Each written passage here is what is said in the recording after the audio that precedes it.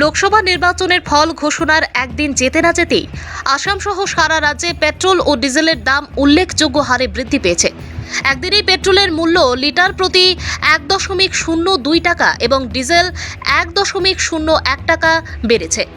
বৃহস্পতিবার পেট্রোলের মূল্য লিটার প্রতি নর্মাল 97.77 এবং এক্সট্রা 103.34 পয়সা।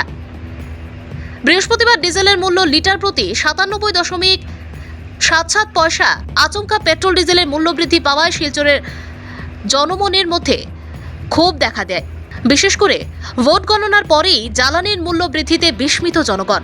এদিকে পেট্রোল ডিজেলের দাম বৃদ্ধিতে স্থানীয় ব্যক্তি মোটরসাইকেল এবং 4 চাকার বাহন রেখে নিজের সাইকেল মেরামত করাতে বের হতে দেখা গিয়েছে।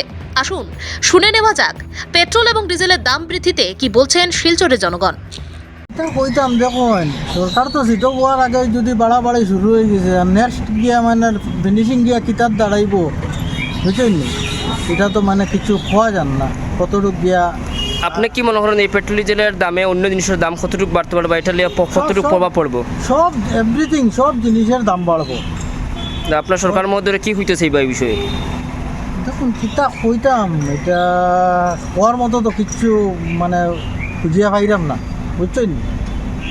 কিন্তু ঠিক নাই জিনিসপত্র দাম, কারণ যে হিসাবে হয়েছে, মানুষের রোজগার নাই, নাই, দেশের কি হালত, এদিকে জলে মারে, এদিকে এটা মানুষের রোজগার ভান নাই, এর মধ্যে জিনিসপত্রের দাম বাড়বো। মানুষের খাইতো কইতেই 3 বেলা খাওয়া তো দূরের কথা, একবেলা রীতিমতো জুটানি মুশকিল হই। যেমন কি আজকে যদি পেট্রোল প্রাইসেস যদি আজকে আপ হয়, তো জেনারেল গুডসেরও সব কিছু প্রাইসেস আপ হবে। তো তার জন্য যারা মিডল ক্লাস বা লোয়ার ক্লাস আছে তারাও অনেক এফেক্ট হবে।